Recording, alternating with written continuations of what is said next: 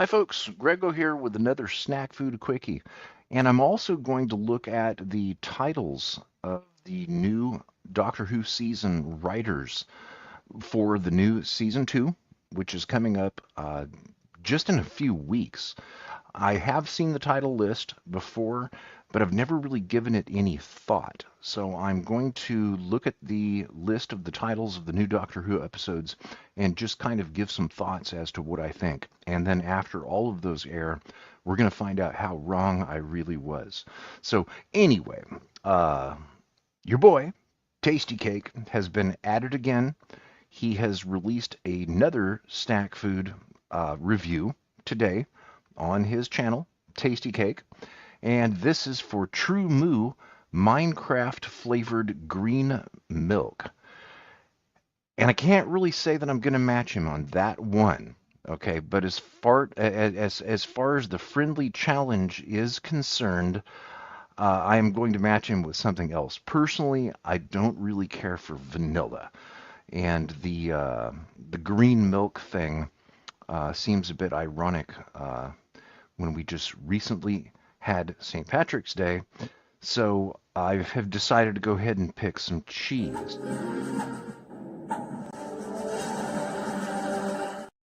Okay, enough of that. So let the challenge continue, and let me show you what I have here. This is called Mimolette cheese. Now, have you ever tried Mimolette? I don't recall. I'm pretty sure that I probably have, and I just did not know what it was at the time. I absolutely love cheese. I would say back in the early 2000s, I joined a cheese tasting club, which was by mail, where you would receive samples and stories and even recipes of different types of cheese from all over the world. And this one here looks like a cantaloupe. Okay, it comes in a ball like this, which on the outside very closely resembles a cantaloupe. And then when you cut it open, it looks even more like a cantaloupe right there, uh, with the rind on the outside and the interior of the cheese, which is colored by annatto, which is the same food coloring which is used for cheddar cheese. Now, let's go ahead and take a look at the one that I have here. Uh, there are various aging lengths. This one here was aged just 30 days, but it doesn't say where it was aged or when. So I'm pretty sure that this is older than 30 days. It's also called a younger Mimolette. And let me go ahead and get a slice of this here with my big cheese knife. I'm going to get just a little triangular wedge here like this. Now, this is a semi-soft cheese, so I'm thinking that it might best be used shredded. I've had this sitting out for about 2 hours now in order to soften it up a little bit with it being a hard cheese. So before I taste this, let's take a look at the wiki for it. And I can't read that. That's too small. So fortunately, I have it open on my phone. Mimolette is a cheese traditionally produced around the city of Lille, France. In France, it's also known as, oh, and I'm going to slaughter this, Bolet de Lille, after its city of origin, or Vieux Hollande, because it was originally inspired by Dutch Edam cheese. Now, the whole Dutch thing, according to my own DNA, our family here in what's now called America or the United States are 99% European immigrants, and a large percentage of that is Dutch. And I think that families pass down foods that they love for generations. And I think that may be one of the simple reasons that I love cheese. I think it's genetic or related to the passing down of food types in ancestry. Okay, the country of origin is France. The town, Lille, Nord Lille. The source of milk is cows. It is pasteurized.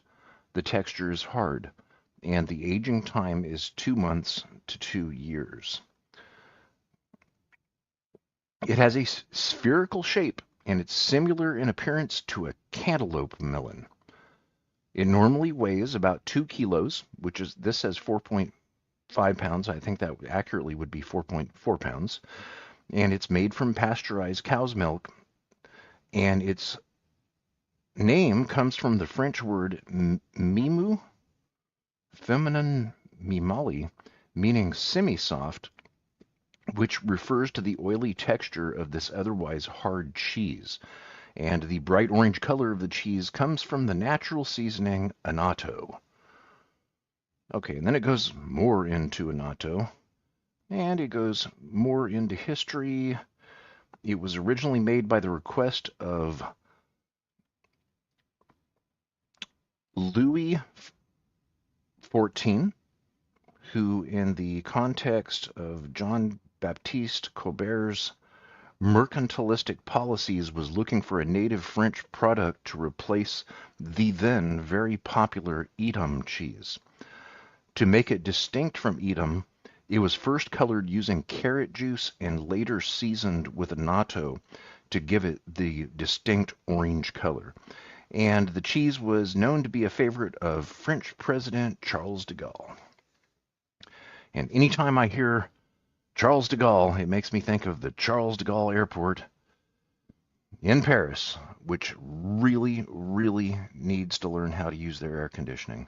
Because anytime I've gone through Charles de Gaulle Airport in Paris, it has just been absolutely hot, where they should have had the air conditioning on. So let's take a look at health concerns in the U.S. In 2013, the Food and Drug Administration detained about a ton of cheese, putting further imports to the United States on hold. And this is because the cheese mites could cause an allergic reaction if consumed in large quantities. The FDA stated that the cheese was above the standard of 6 mites per cubic inch. 6 mites, but not 7. And then the restriction was lifted in 2014. So yes, this cheese was actually banned from import at some point. Cheese mites, you might be wondering. Here's a little video of what cheese mites look like. So what do I have here? Do I have some insect-assisted cheese that has been produced with mites? Okay, I'm down for that. Let's see what this wedge tastes like.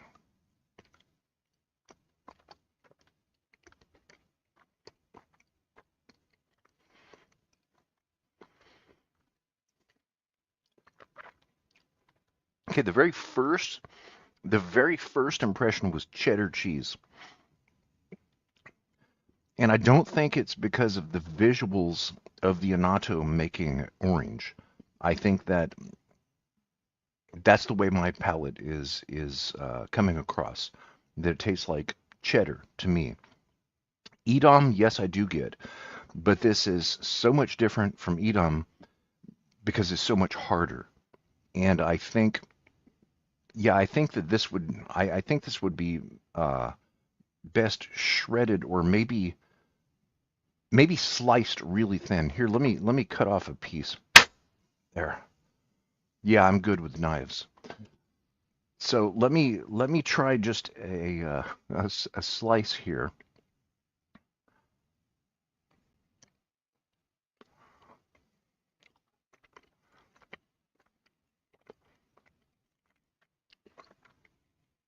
Well, it's all the same, but the texture is much more pleasant. It's nutty. Uh, I like it. I definitely do like this. Uh, I'm not sure what I would use it shredded on though, because It has such a cheddar flavor to me that I don't think it would go well on pasta. Maybe Tex-Mex, like an enchilada dish. Maybe shred some of this and just serve it on the top right when you're plating the food. That way it can just start melting and keep the hard texture just for a texture variance in a dish. Once you add cheddar cheese to a pizza, then it starts tasting like a hamburger. So I would be cautious of using this for pasta, and I don't think it would melt. This is dry enough to where I'm pretty sure that that would not melt. So anyway, there is the snack food quickie. I'm still testing out StreamYard. What's new on the timescales? This, I released an 11-hour long sleep video. One of my friends uh, once told me she has tinnitus, which is ringing in the ears, and she said that she would like to be able to go to sleep in the TARDIS, and I never forgot that. And I always wanted to do a video like that. And the image is courtesy of Doctor Who in the Mid Journey, and then the TARDIS sound, the sound design was by myself, and it was composed by Gita Puspita Asri of Blessed Studio in Indonesia.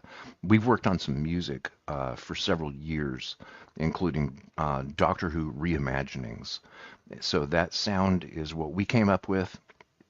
It runs for 11 hours, and if you want to go to sleep in the TARDIS, then give it a shot. It's right here on this channel. The very first day I received a delivery of it, uh, I ironically got tinnitus, which I think everyone's had at some point, but it was the worst I had ever had it. It actually lasted all day. And fortunately, it seems to have been going away mostly. It came back a few times where you get that ringing in your ear. In fact, it came back today, and I'm a little bit concerned about that because that would make this day 5, and I hope I don't have to live the rest of my life with a hearing disorder. But and there's no cure for tinnitus, so only time will tell on that. Now, as far as the TARDIS sleep video, which is online now, 11 hours long, there's a brand new version of that coming soon. And spoilers, there's a hint as to what it is. It's a darker version. Just take a look at the border right behind me here. Okay, that is coming soon. Spill the Geek Tea, a variety show hosted by Reverend Amagon, also Tasty Cake, who I'm matching these food tasting challenges with. He started Spill the Geek Tea, and for the most part, it's Doctor Who fans and others that are talking about real life instead of just Doctor Who all of the time. And I think that that is fascinating. And there's no other show like it on YouTube that I'm aware of. And as much content as there is on YouTube, that's a unique thing to find something that is different. So, moving up. All right, Doctor Who news part here. I'm going to take a look at this. Season 2. It starts in just a couple of weeks here. I don't remember the exact date. It's going to be on Disney Plus. It's going to be broadcasting. I actually don't know the times. I think it broadcasts in midnight in California and 2 a.m. in Chicago and 3 a.m. in New York City or the East Coast, Florida included, of course, Georgia. That one, that I think it's funny, to be perfectly honest, because Doctor Who, when it streamed on Disney, was airing at midnight in the UK, and that just it didn't seem right to me ever because Doctor Who is a British program, and it just seemed wrong that the British fans would have to stay up to watch their beloved Doctor Who at midnight. Now, I didn't see anything right or funny about that. And now that us Californians have to stay up till midnight, honestly, I think it's pretty funny. Turnabout is fair play, right? Okay, so season 2.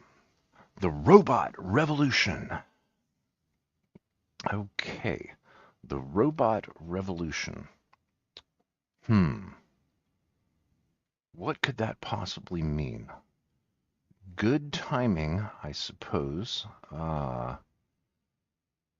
with AI. And, you know, who can stop the robots? So many sci-fi predictions of robot revolutions have already been done. I mean, the list is long. So I think the robot revolution. Are they talking about the robot from the original first Tom Baker episode? No, certainly not. And then robot, like woman or women, that could be singular or plural. So robot revolution. I'm not getting much of thought about that.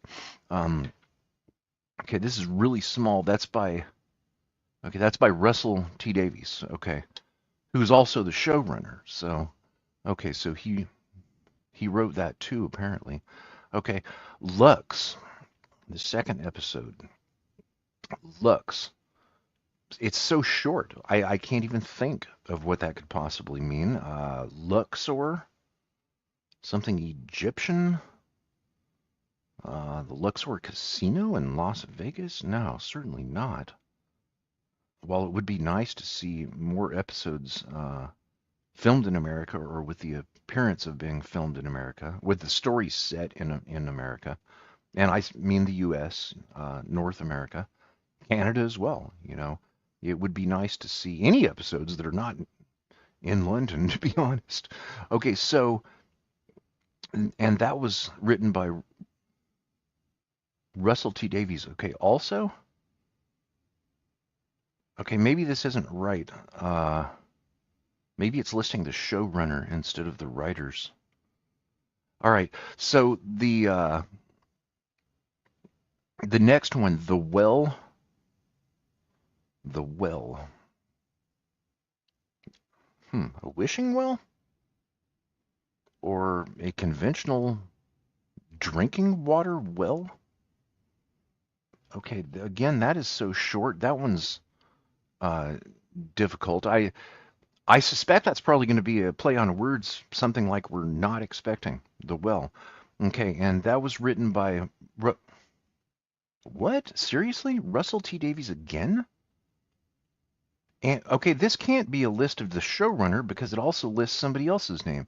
Russell T Davies and Sharma Angel Wallfall. Okay, so that is listing the writers. Okay, so the first three episodes are also written by the showrunner?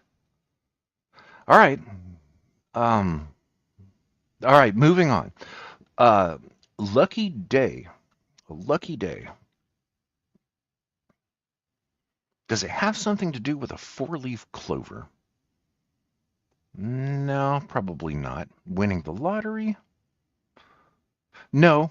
That once again, that's such a short title. I don't think there's any way that somebody could surmise what that is supposed to mean. It's sort of like the Doctor Who episode Turn Left.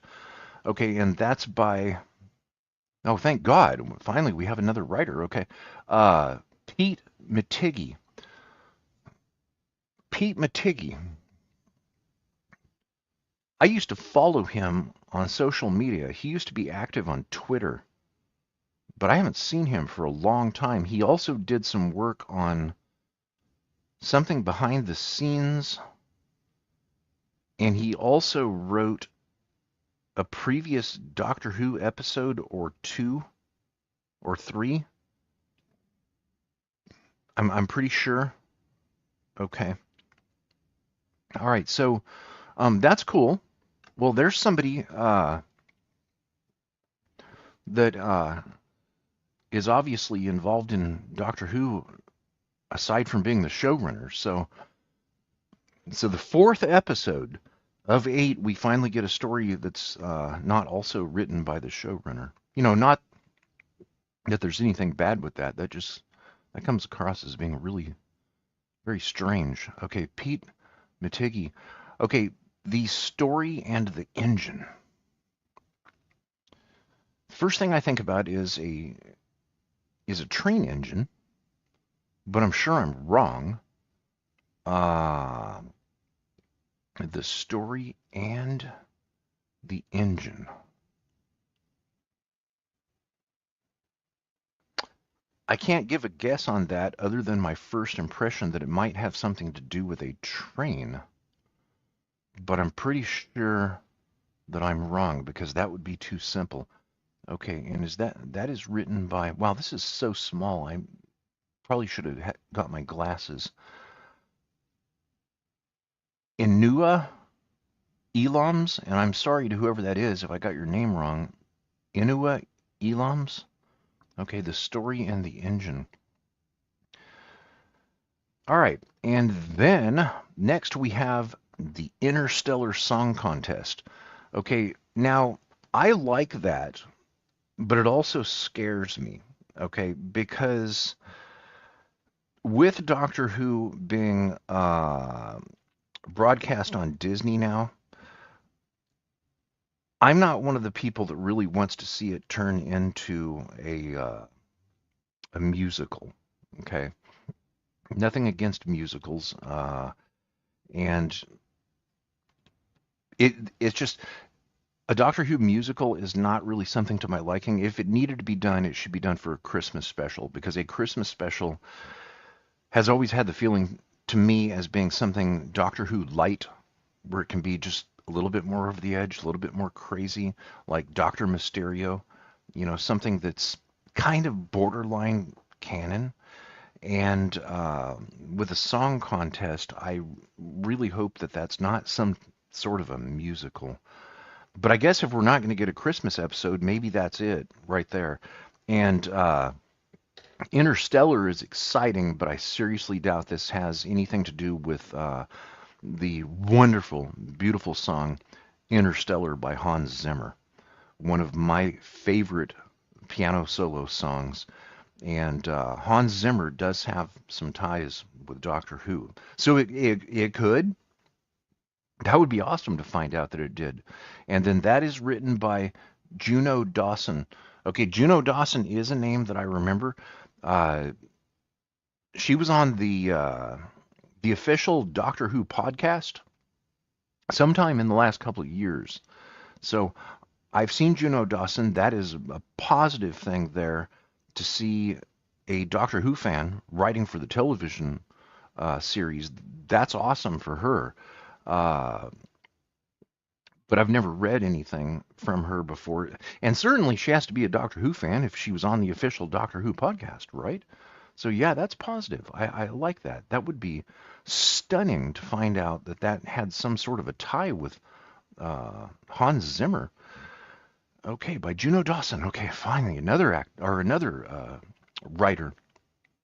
Okay, and then World, Wish World, Wish World, Fantasy Island. See, that's something that I don't know that Doctor Who has ever really done. It's something Fantasy Island style, where somebody has a wish and they want it to come true. Only, mostly, to find out that it's not what they wanted after all. And that, of course, is written by. Seriously? Written. This says written by Russell T Davies. This may be wrong. What is that? 1, 2, 3, 4 of 8 written by Russell T Davies. No, there's no way that the showrunner would be writing that many episodes. I think my screenshot is wrong here. Okay, and then the reality war. The reality war. Well, war is always happening in Doctor Who, and it typically includes aliens. Uh, the Doctor is perpetually at war with the Daleks, but I don't know that we're going to see Daleks this season. I don't know, maybe so. And the reality war would allude to what is reality and what is not. And then, of course, that was written. Okay, that was written by Russell T Davies also. Okay, well, there you have it. I guess I need to check my source. What? Why?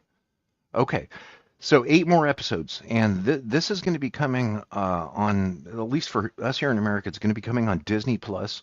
Uh, I do not have Disney Plus at present because we don't really watch a whole lot of TV these days. And uh, as far as Disney Plus is concerned, uh, I think the last time we had it was the last time Doctor Who was on. And we kind of ran out of things that we were interested in watching on Disney. And if you're not using it, why pay for it? So, uh, 8 episodes, assuming those are once per week, then it looks like I'm going to have to subscribe to Disney Plus the night,